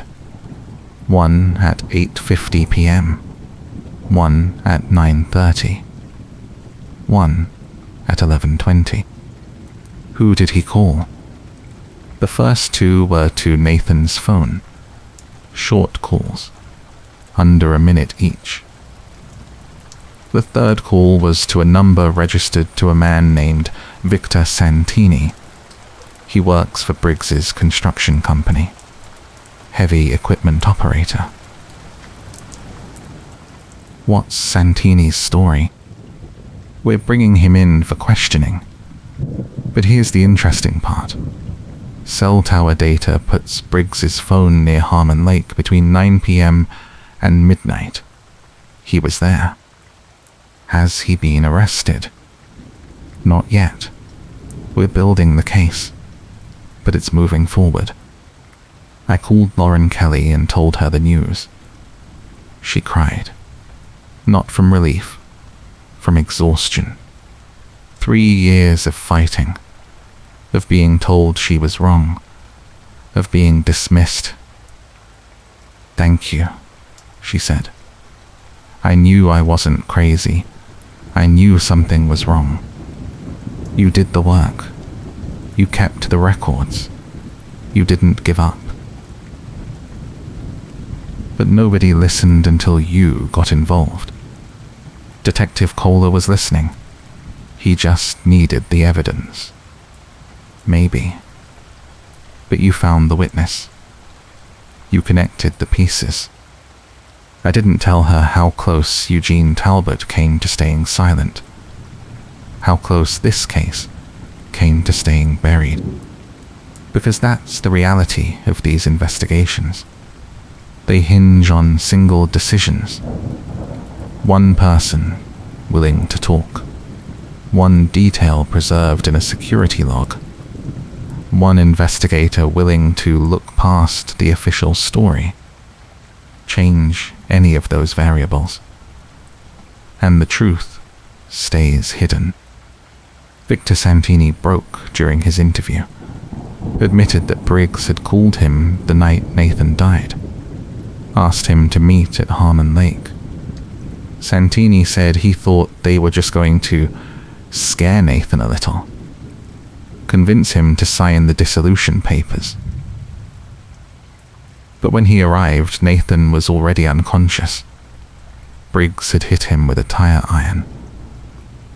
told Santini to help him move the body to the water. Santini panicked, said he didn't want any part of it. Briggs reminded him that he was already involved, that if Santini talked, he'd go down as an accomplice. So Santini helped. They carried Nathan's body to the rocks near the dam, positioned it to look like he'd slipped and hit his head, pushed him into the water. Then Briggs took Nathan's phone, kept it active for another hour to confuse the timeline, drove Nathan's truck back to town and left it parked near his house, adjusted the driver's seat because he couldn't fit in Nathan's settings. They thought they'd covered everything.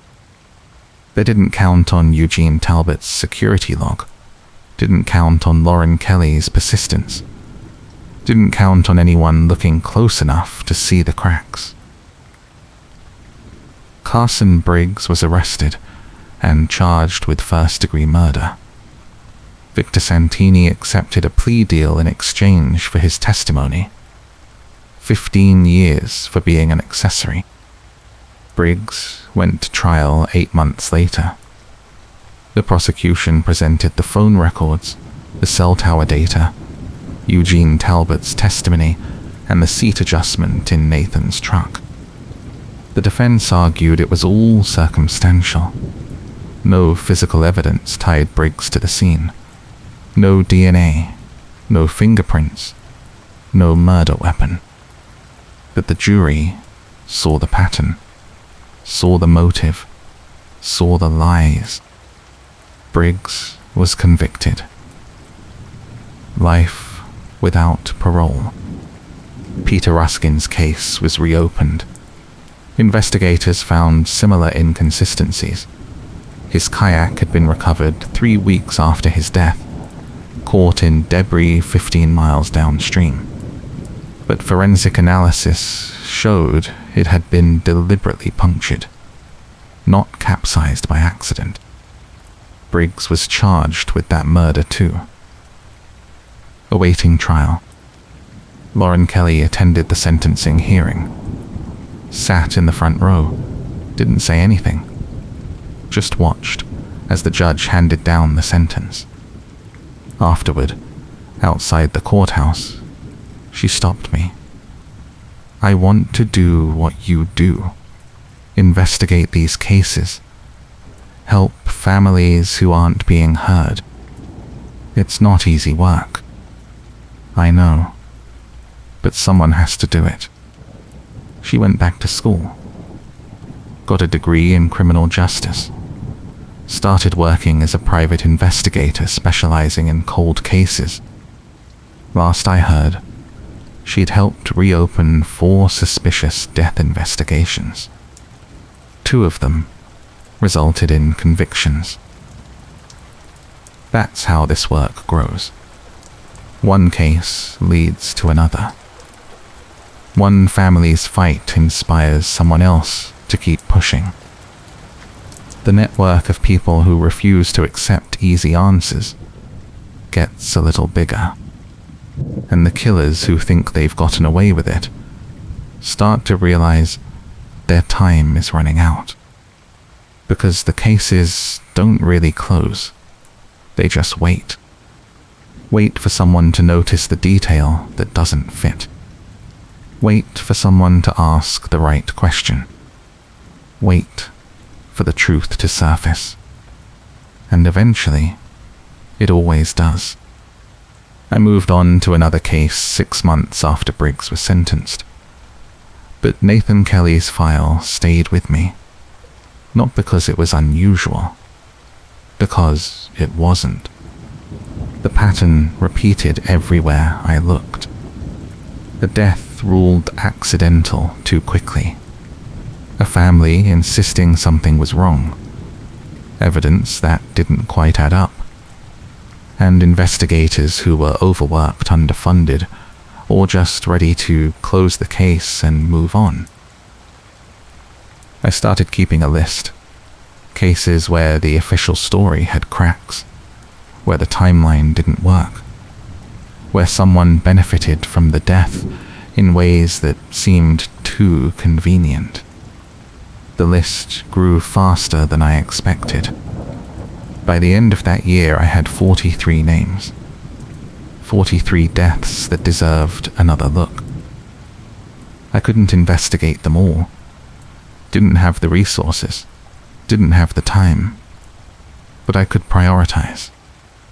I looked for cases where the families were still fighting, still filing complaints, still refusing to accept the official narrative, because those were the cases that had a chance.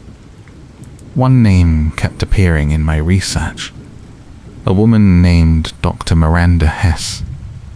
She'd been a forensic pathologist in 3 different counties over a span of 15 years, and during that time, she'd signed off on more than 200 autopsies. Most of them were routine, natural causes, clear accidents, obvious suicides. But 11 of them were questionable. 11 deaths where the circumstances suggested homicide. But Dr. Hess had ruled them accidental or inconclusive. I started pulling those case files, looking for connections. The first case was a man named Robert Chen. He died in a house fire. The official cause of death was smoke inhalation. Accidental fire caused by a space heater left too close to curtains. But the fire inspector had noted in his report that the bedroom door was locked from the outside. Chen's wife had the only key. She claimed she'd locked it by accident while cleaning earlier that day and forgot to unlock it. The inspector recommended further investigation. Dr. Hess ruled it accidental. Case closed. The second case was a woman named Denise Mora. She died from a fall down her basement stairs. The official cause of death was blunt force trauma to the head. Accidental. But Denise's sister told police that Denise never used the basement. She was terrified of going down there because the stairs were old and unstable. The sister said Denise had mentioned her husband was trying to convince her to go down and check on a water leak. The responding officer noted bruising on Denise's wrists that looked like restraint marks. Recommended further investigation. Dr. Hess ruled it accidental. Case closed. The third case was a teenager named Kyle Brennan. He died from a gunshot wound to the chest. The official cause of death was suicide.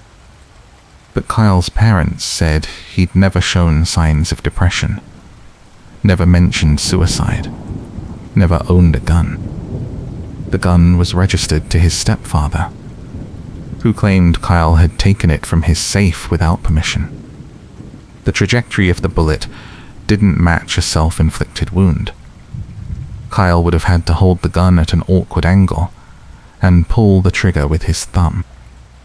The detective on the case noted this discrepancy, recommended further investigation. Dr. Hess ruled it suicide. Case closed. 11 cases. 11 families insisting something was wrong. 11 investigations shut down by Dr. Hess's determinations. I started looking into Dr. Hess herself, her background, her credentials, her career trajectory. She'd graduated from medical school with average grades, done her residency at a small hospital in the Midwest, moved to our state and took a position as a county medical examiner. Within 5 years, she was one of the most sought-after forensic pathologists in the region. Other counties hired her as a consultant. Defense attorneys called her as an expert witness. She testified in dozens of trials, almost always for the defense, almost always arguing that the death was accidental or that the prosecution's forensic evidence was flawed. She was very good at creating reasonable doubt, and she was very well paid for it. I found financial records showing payments from law firms, consulting fees, expert witness fees, amounts ranging from $5,000 to $20,000 per case. Nothing illegal about that. Expert witnesses get paid. That's standard. But the pattern was troubling. In cases where Dr. Hess was hired by the defense, she almost always found a way to undermine the prosecution's cause of death determination, found alternative explanations, raised questions about evidence collection, suggested contamination or mishandling. And in cases where she was the primary medical examiner conducting the autopsy, she ruled in ways that prevented prosecutions from moving forward. I contacted the families from those 11 cases, asked if they'd be willing to talk. Most of them said yes. They'd been waiting years for someone to listen. Robert Chen's widow, Susan, told me that after her husband died, Dr. Hess had been very sympathetic. Told her the fire was a tragic accident. Told her not to blame herself for locking the door. She made me feel like I wasn't responsible, Susan said. Like it was just bad luck. But later, when I thought about it, I realized she never asked me why I locked the door in the first place. Never questioned my story. Did you lock the door? Susan hesitated. No. I lied to the police. My husband and I had been fighting. He said he wanted a divorce. I was angry. I locked him in the bedroom. I thought I'd just leave him there for a few hours, let him cool down. But then I smelled smoke. You started the fire? No. I don't know how it started. I unlocked the door as soon as I smelled smoke. But by then, the room was already full of flames. I couldn't get to him. Did you tell Dr. Hess this? No. I told her the same story I told the police, that I'd locked the door by accident. She accepted it. Didn't push. Ruled it accidental. Why are you telling me now? Because I can't live with it anymore. I didn't kill my husband, but I locked him in that room, and someone needs to know the truth. I asked if she'd be willing to give a formal statement. She said yes. Denise Mora's sister, Patricia, told me that Denise's husband had been abusive, not physically at first, but controlling, isolating, making her doubt herself. Denise told me he was getting worse. She was planning to leave him. She'd contacted a lawyer, filed for divorce. He knew. And then she died. Did you tell the police this? Yes. They said they'd investigate. But then Dr. Hess ruled it accidental. The detective said there wasn't enough evidence to charge him. The case was closed. Did Dr. Hess interview you? No. She never spoke to me. Never asked about Denise's state of mind. Never asked about the marriage. That seems like a significant oversight. I thought so too. But I didn't know what to do. I'm not a doctor. I don't know how these investigations are supposed to work. Kyle Brennan's parents, Tom and Linda, told me they'd hired their own forensic expert after Dr. Hess ruled their son's death a suicide. The expert reviewed the autopsy report and the crime scene photos. He said the angle of the bullet was inconsistent with suicide, Tom said. He said it was more consistent with someone else holding the gun. But when we brought this to the police, they said Dr. Hess's ruling stood. They said our expert was biased because we'd paid him. What about Kyle's stepfather? Was he investigated? Briefly. He had an alibi. Said he was at work when Kyle died. His boss confirmed it. Case closed. Did anyone verify the alibi independently? I don't think so. The detective seemed satisfied with the boss's statement. End quote. I asked if they'd be willing to have Kyle's body exhumed for a second autopsy. They said yes. They'd been asking for that for years. I took all of this information to Detective Kohler, laid out the pattern, showed him the 11 cases, showed him Dr. Hess's financial records. He listened, took notes, asked questions. Then he said, "This is going to be a problem." Why? Because Dr. Hess is respected. She has a good reputation. She's testified in high-profile cases. If we accuse her of misconduct, we're going to face a lot of pushback. But the evidence is there. The evidence is circumstantial. Families with grievances. Financial records that show she gets paid for expert testimony, which isn't illegal. And autopsy rulings that could be defended as judgment calls. 11 judgment calls that all went the same direction? I know. But proving corruption or misconduct is different than showing a pattern. We need something concrete. Something that shows she deliberately falsified a report or accepted a bribe. What about Susan Chen's confession? She admitted lying about the locked door. That changes the circumstances of Robert Chen's death. It does. But it doesn't prove Dr. Hess knew she was lying. Susan told everyone the same story. Dr. Hess might have genuinely believed it was an accident. What about Kyle Brennan's autopsy? The bullet trajectory? We'd need to exhume the body and have another pathologist review it. That takes time. And money. And a court order. Which requires probable cause. The family is willing to exhume.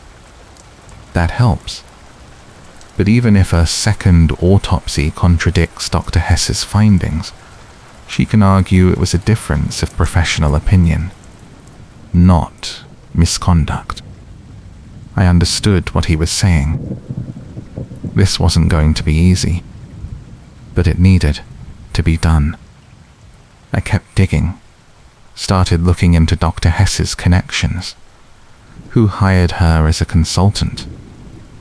Which law firms used her repeatedly? One name appeared more than any other. A defense attorney named Gregory Loftus. He'd hired Dr. Hess as an expert witness in at least 30 cases over the past 10 years. And in 28 of those cases, the defendant was acquitted or the charges were dropped. I requested transcripts from those trials. Read through Dr. Hess's testimony. She was good. Very good. She didn't lie. She didn't fabricate evidence. She just raised doubt. Pointed out small inconsistencies. Suggested alternative explanations. And juries believed her. I started looking into Loftus's client list. Who he represented. what kinds of cases he handled. Mostly white-collar crime, fraud, embezzlement, but also a few violent crimes. Assault, manslaughter, one murder case. The murder case was interesting. A man named Richard Voss had been charged with killing his business partner. The prosecution's case was strong. Motive, opportunity, forensic evidence linking Voss to the scene. But Loftus hired Dr. Hess to review the autopsy. She testified that the time of death was inconsistent with the prosecution's timeline, that the forensic evidence could have been contaminated, that the cause of death was unclear. The jury acquitted Voss. 2 years later, Voss was arrested again, this time for financial fraud. He'd been embezzling from investors, running a Ponzi scheme. During that investigation, records showed Voss had made a payment to Gregory Loftus, $500,000, labeled as legal fees. But the dates didn't match up. The payment was made 6 months before Voss was charged with murder, before he'd hired Loftus. I pulled Loftus's financial records, found more payments, large payments, from clients who hadn't been charged with crimes yet. It looked like Loftus was being paid in advance. Insurance, maybe? Or retainer fees for future legal trouble. But one payment stood out. $50,000 from Richard Voss to Dr. Miranda Hess. Dated 2 weeks before Voss's murder trial. The payment was labeled as consulting fees. But Dr. Hess had already been hired by Loftus as an expert witness. She was already being paid by the law firm. So why was Voss paying her directly? I brought this to Detective Kohler. He stared at the bank records. This is it. This is what we need. It's a direct payment from a defendant to the expert witness. That's a conflict of interest. It's more than that. It's potential witness tampering. If Voss paid her to testify a certain way, that's bribery. Can we prove that? We can investigate, get a warrant for her financial records, see if there are other payments like this. What about Loftus? He had to know about this. Probably. But proving he orchestrated it is harder. We'll start with Dr. Hess. If she cooperates, maybe she'll give us Loftus. The investigation moved quickly after that. Warrants were issued. Dr. Hess's financial records were seized. More payments were found. Payments from defendants. Payments from law firms. Payments that didn't match her official consulting contracts. She was arrested 3 months later, charged with accepting bribes, witness tampering, obstruction of justice. Gregory Loftus was arrested 2 weeks after that, charged with conspiracy and bribery. Both cases went to trial. Both were convicted. Dr. Hess was sentenced to 12 years in federal prison. Loftus got 15. And then, the real work began. Every case Dr. Hess had worked on was reviewed. Every autopsy, every expert testimony, every ruling. Dozens of cases were reopened. Families were notified. Bodies were exhumed. Robert Chen's death was reclassified as suspicious. Susan Chen was charged with involuntary manslaughter. She pleaded guilty, got 5 years with credit for time served. Denise Moore's death was reclassified as homicide. Her husband was charged with second-degree murder, convicted, sentenced to 25 years. Kyle Brennan's body was exhumed. A second autopsy confirmed the bullet trajectory was inconsistent with suicide. His stepfather was charged with murder.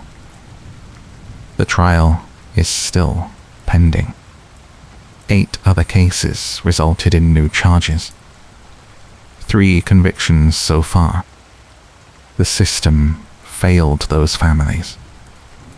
Failed them badly. But in the end, the truth came out. Not because the system worked, but because people refused to stop asking questions. That's the lesson I keep learning in this work.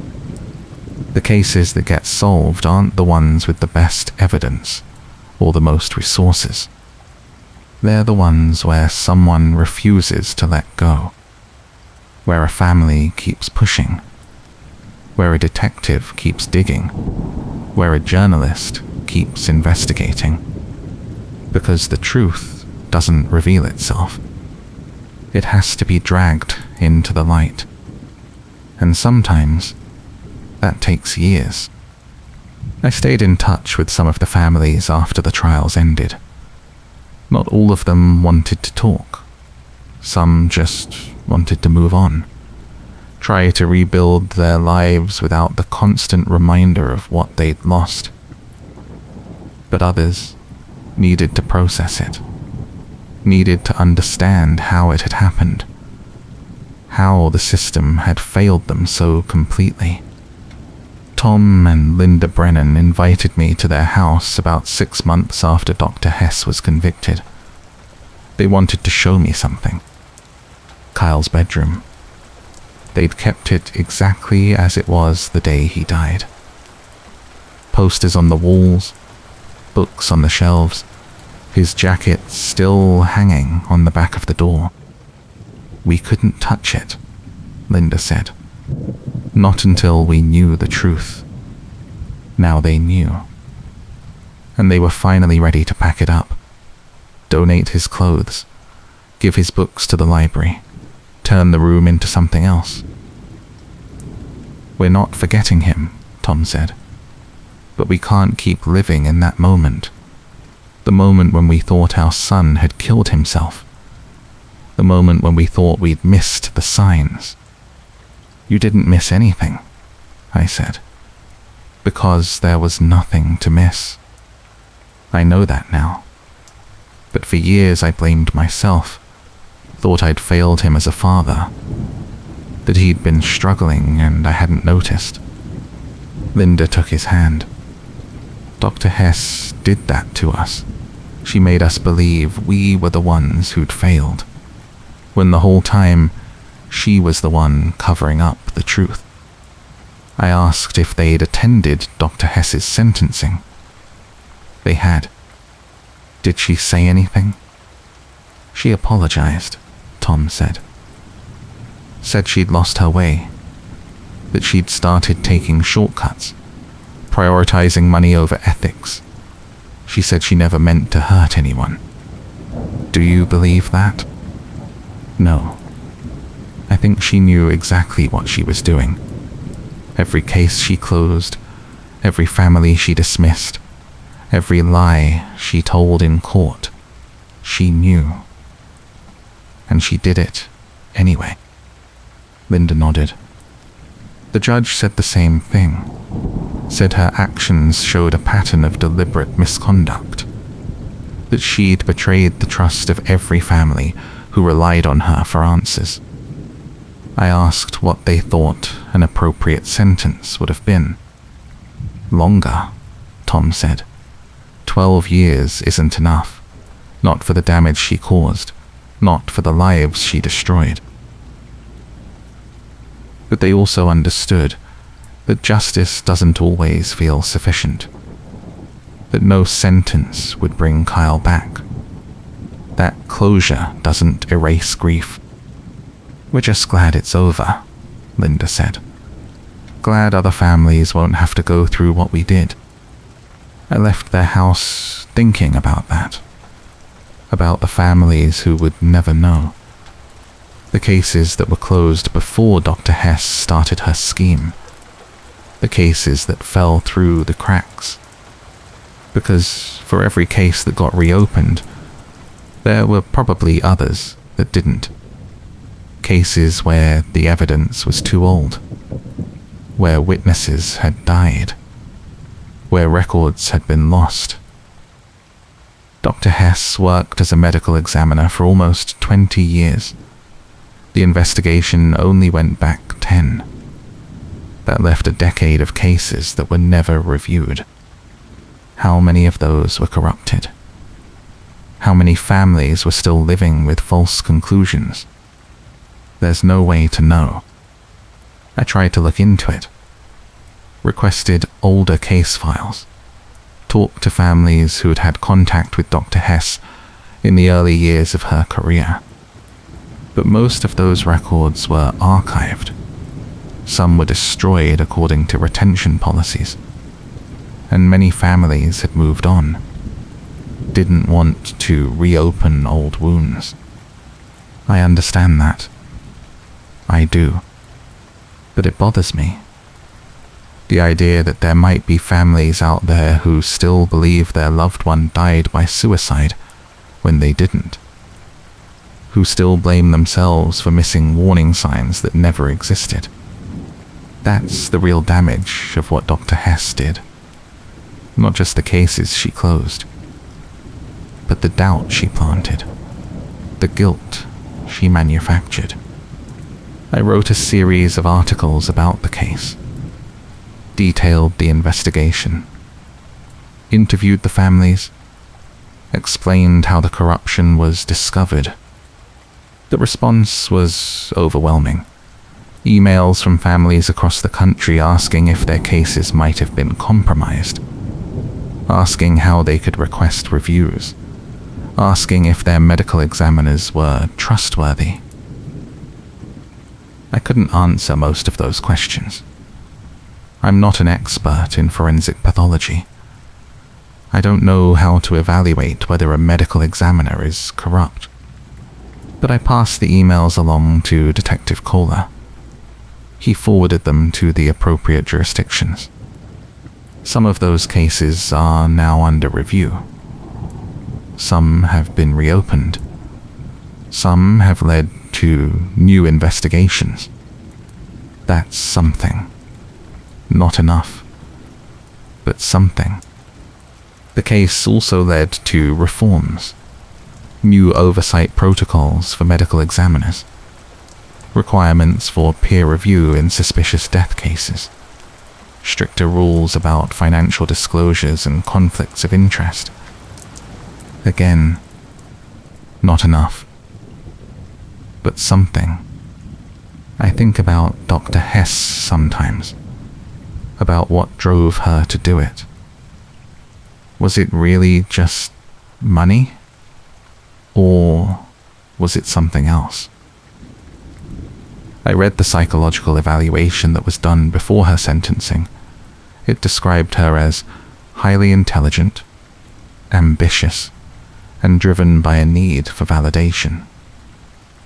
Someone who valued professional success and financial security above ethical considerations. The report also noted that she showed little empathy for the families affected by her actions, that she viewed them as obstacles rather than victims. That's the part that disturbs me most. Not that she was corrupt, but that she didn't care, didn't see the human cost of what she was doing. Every false ruling, every case closed prematurely, every family left without answers. She dismissed all of it in pursuit of money and reputation. And she almost got away with it. If Richard Voss hadn't made that direct payment, if I hadn't noticed the discrepancy, if Detective Caller hadn't been willing to investigate, she'd still be working, still closing cases, still collecting fees. That's the thing about corruption. It thrives in silence, in systems that don't question their own, in cases that get closed too quickly because everyone wants to move on. The only reason Dr. Hess was caught is because people refused to move on, because families kept asking questions, because detectives kept digging, because journalists kept investigating. And even then, it took years. I wonder how many other Dr. Hesses are out there. Medical examiners who cut corners, who prioritize their own interests over the truth, who close cases they shouldn't. I don't have an answer to that. I hope the number is small. But I'm not naive enough to think it's zero. The system relies on trust. We trust that medical examiners are impartial, that they follow the evidence, that they serve the families and the truth, not their own agendas. But trust without oversight is just faith. And faith isn't enough. We need accountability, transparency, independent reviews. Mechanisms that catch corruption before it destroys dozens of lives. We need to listen to families when they say something doesn't add up, when they insist their loved one wouldn't have done what the official report says they did, because sometimes they're right, and when they are, we owe them the truth, no matter how long it takes to find it. That's what I learned from this case, that justice isn't automatic. It's not something that happens because we have laws and procedures and professionals. Justice is something we have to fight for, something we have to demand, something we have to pursue relentlessly, even when the system tells us to stop asking questions. Because the alternative is silence. And in that silence, corruption flourishes. I still get emails from the families, updates on their lives, thanking me for not giving up on their cases. I always tell them the same thing. I didn't solve their cases. They did, by refusing to accept the official story, by insisting on the truth. All I did was write it down. But maybe that's enough. Maybe bearing witness is its own form of justice. Making sure the world knows what happened. Making sure the victims aren't forgotten. Making sure the corruption is exposed. It doesn't bring anyone back. It doesn't erase the years of pain and doubt. But it matters. And some